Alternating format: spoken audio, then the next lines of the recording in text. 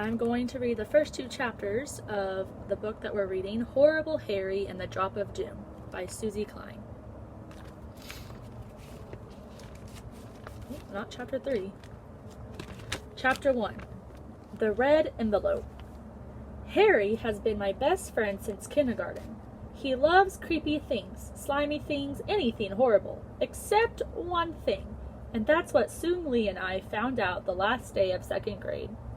The one horrible thing Harry hates. It all started with a red envelope. "Look, Harry," I said as we walked into class that morning. "There is something on our desks." "Hey, Doug, it's a red envelope." Harry and I ripped ours open. "Hot dog," Harry said. Then he made his eyebrows go up and down. "It's an invitation from Suzy to an end-of-the-year party." "I hope you can come," Suzy said as she joined us. "I could only invite 6 people. Dad only had 8 passes." "Mountainside Park!" Ida exclaimed. "Neato," Harry and I said, slapping each other high five. "How did you get free passes?" Mary asked. "My dad got them from work." "Cool," Dexter said. "I'm so excited," Ida said, waving her red invitation in the air. "I've never been to Mountainside Park. What's it like?" There's this one ride," I said, "Caploosh Mountain, and that is so great. You get in a canoe and go down a 50-degree waterfall." Harry rubbed his hands together. "I can't wait." "My favorite thing at amusement parks is the fun house," Ida said. "It's not scary like some rides." "Main Street is cool," Dexter said. "It's right out of the 50s. They play rock and roll all day and all night. It'll be a shoogie boogie boo time. I'm buying a big poster of Elvis." "What's your favorite ride, Harry?" Suzy asked. Harry grinned. "The haunted house." "That's horrible," Mary groaned. "You would like cobwebs in your face, ghosts, graveyards, and creepy noises." Ugh! "They're the best," Harry said, holding up 2 fingers for victory. "I suppose you go on all the rides," Mary grumbled. Harry flashed his white teeth. "All the scary ones." Sydney tapped Harry on the shoulder. "Bet you haven't done the newest ride." "What newest ride?" we all asked. "The one they just added at Mountainside Park," Sydney explained. "I'll go on anything scary," Harry bragged. "Is that a promise?" Sydney asked. "Sure, what is it?" Everyone gathered around as Sydney drew a picture of it in his notebook. "It's this 13-story haunted hotel." There's him right in the picture. "I love it already," Harry interrupted. "Shh," Mary scolded. She had to get her facts. Sydney kept drawing. "And in this hotel is an elevator. You get in the elevator and go up to the 13th floor, and suddenly, boom! The cable breaks and the elevator drops 13 floors before it stops. The ride is called the Drop of Doom." "Ooh," everyone replied. I'm not going on that," Mary said. "Me neither," Ida agreed. Suzy smiled. "I went with Father last weekend. It was so much fun. I will go on it with you, Harry." Harry's mouth looked like it had dropped 13 floors. I could see his silver filling. Dexter ran his fingers through his hair. "Man, I'll have to check with Elvis on that one." "It's a piece of cake. I've already done it," Sydney bragged. "My stepdad took me last weekend when it opened." Everyone shrieked and screamed bloody murder as we fell 13 stories. "And you know what?" "What?" we all asked. "Nothing bad happened. We landed on the 1st floor just fine." Sydney pointed his pencil at Harry. "You promised to write it." Harry looked like he was going to throw up, but he managed to nod his head. When the bell rang and we all went back to our seats, Suzy whispered to Harry, "Do you feel all right? You look sick." Slowly, Harry turned and looked at us. His eyes were bulging. "Promise you 2 won't tell?" Suzy crossed her heart. "I hate elevators. They give me the willies. I remember riding one in a department store and it got stuck. The lights went out. It was dark. I screamed. I was so afraid." "How old were you?" Suzy asked. "Almost 4. "Man," I said, "that's a long time ago. You were practically a baby." "You can do it now, Harry." "Nope, I haven't gone on an elevator since. I always take the stairs. Now I have to do this ride, and I don't know how I can." Suzy kneeled down next to Harry. She put her chin on his desk. I was afraid when I came to America. It was a new school, new language, but now I'm happy. Sometimes you feel different about things after you try them. Harry shook his head. I already tried an elevator. It gave me the heebie-jeebies. But you were just a baby, she said. You need to try one more time. I can't, Harry groaned. I stared at Harry. I couldn't believe it. This was a first. The one horrible thing Harry hated. Elevators.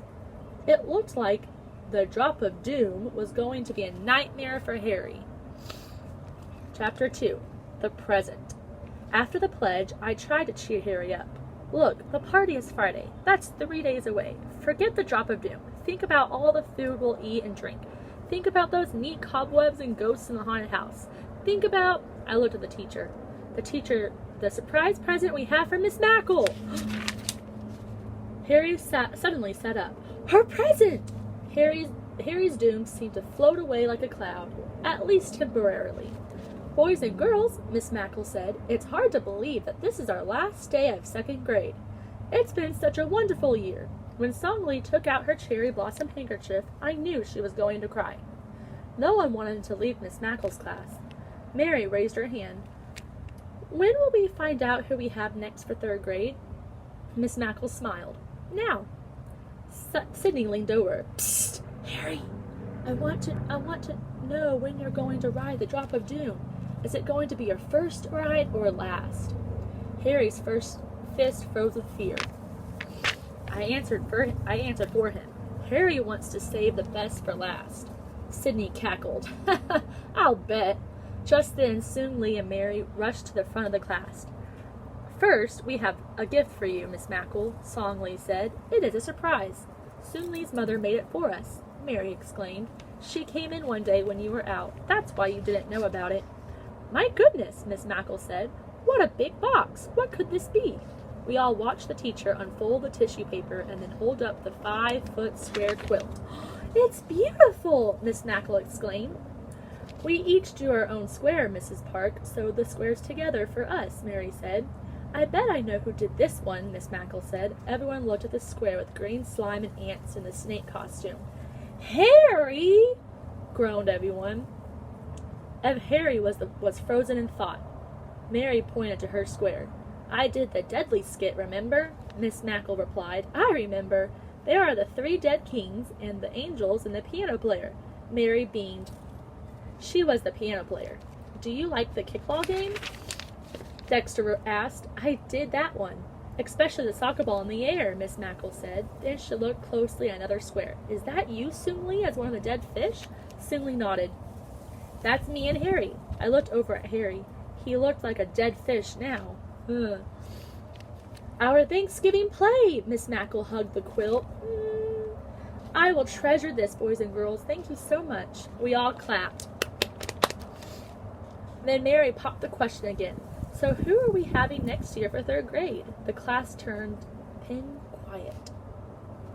Miss Mackle gently folded up her quilt and placed it back in the box. Well, you will all be staying together and going to a new room on the 2nd floor, room 3B. Sydney leaned back in his chair. Too bad we can't take the elevator, huh, Harry? Harry gritted his teeth.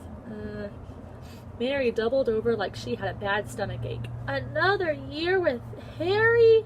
Oh, she groaned. Yep, Sydney chuckled. Another year with old Harry, the canary, who thinks the drop of doom is too scary. Harry held up 2 fists. Now he was mad. The rest of us waited to hear the name of our next year's teacher. And your teacher will be... I was so disappointed she didn't reach for an envelope like on the Academy Awards.